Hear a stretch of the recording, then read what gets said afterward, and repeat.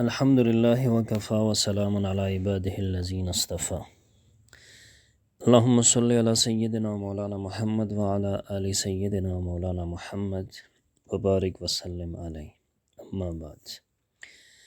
ریاض الصالحین کا یہ 19واں باب ہے، الباب فی من سن سنتا حسنتا او سیئتا، اور اس کتاب کی حدیث نمبر 173 ہے۔ اس حدیث میں صدقہ خیرات کی ترغیب دی گئی ہے۔ حضرت ابی عمر جریر بن عبداللہ رضی اللہ تعالیٰ عنہ سے روایت ہے، فرماتے ہیں کننا فی صدر النہار عند رسول اللہ صلی اللہ علیہ وسلم، کہ ہم دن کے آغاز میں رسول اللہ صلی اللہ علیہ وسلم کے ساتھ بیٹھے ہوئے تھے۔ فجاءہ قوم، کہ نبی علیہ السلام کے پاس چند لوگ آئے، عرات مجتاب النمار او العبائی، اور وہ اس حال میں تھے کہ وہ ننگے تھے، مجتاب النمار او العبائی، اور انہوں نے کھمبل لیے ہوئے تھے یا عبایا لیے ہوئے تھے، مطلب اس میں سوراخ کر کے اس کو اپنی جسم پر لیے ہوئے تھے، باقی ان کا جسم ننگا تھا۔ متقلد السیوف، اور تلواریں لٹکائی ہوئی تھیں گردنوں میں۔ عامتہم من مزر بل کلہم من مزر، ان کی اکثریت مزر سے تھی، مزر قبیلے سے۔ فتعمر وجہ رسول اللہ صلی اللہ علیہ وسلم لما رآ بہم من الفاقت، تو رسول اللہ صلی اللہ علیہ وسلم کے چہرہ انور کا رنگ متغیر ہوا، اس وجہ سے کہ جو ان پر فقر و فاقے کی حالت تھی اور ان کی جو بھوک اور پیاس کی حالت تھی، اس کی وجہ سے نبی علیہ السلام کا رنگ، چہرے کا رنگ متغیر ہوا۔ فدخل، بس رسول اللہ صلی اللہ علیہ وسلم اندر تشریف لے گئے، ثم خرج، پھر باہر تشریف لائے، فامر بلالا، اور بلال رضی اللہ تعالیٰ عنہ کو حکم دیا، فاذن، انہوں نے اذان دی، واقام، اور اقامت کی، فصلی، اور نبی علیہ السلام نے نماز پڑھائی، ثم خطب،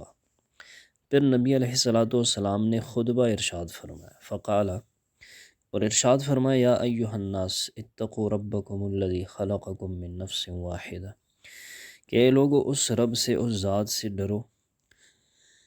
جس نے آپ سب کو ایک ہی نفس واحدہ سے پیدا کیا ہے،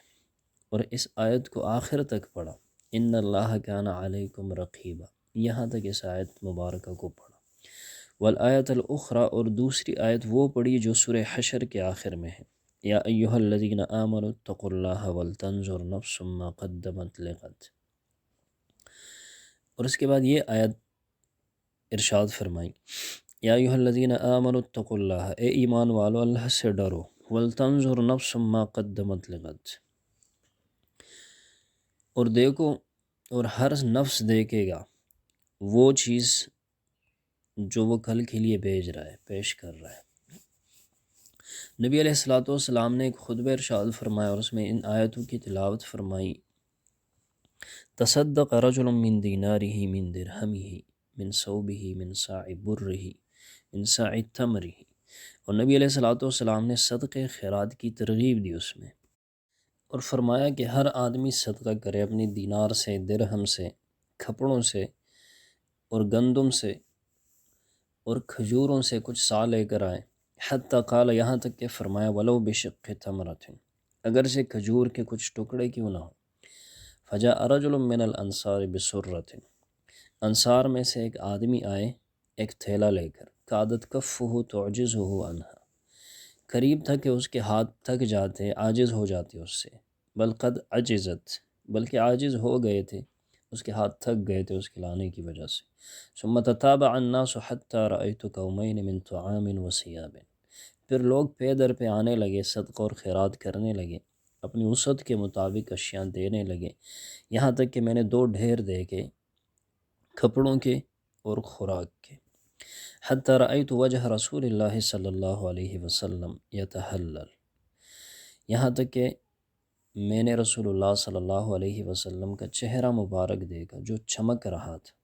کأنہ مذہبۃ، گویا کہ وہ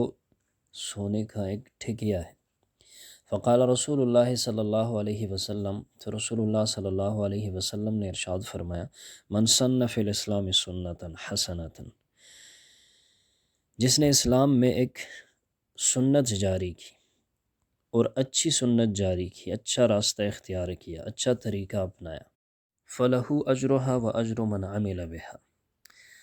تو اس کو اس کا اجر ملے گا، و اجر من عمل بہا، اور اجر من عمل بہا من بعدہ، اور اس کے بعد اس پر جو عمل کرے گا اس کا اجر بھی ملے گا، من غیر ان ینقص من اجورہم شیء، بغیر اس کے کہ ان کے اجروں سے کچھ کم کیا جائے۔ ومن سن فی الاسلام سنتا سیئتا، اور جس نے اسلام میں کوئی برا طریقہ قائم کیا، کان علیہ وزرہا، تو اس پر اس کا گناہ ہوگا، ووزر من عمل بہا من بعدہ، اور اس شخص کا گناہ بھی ہوگا جو اس کے بعد اس پر عمل کرے گا، من غیر ان ینقص من اوزارہم شیء، بغیر اس کے کہ ان کے گناہوں میں کچھ کمی کر دی جائے، کچھ کمی آ جائے۔ رواہ مسلم، اس حدیث کو امام مسلم رحمہ اللہ نے روایت کیا ہے۔ حدیث کی تشریح،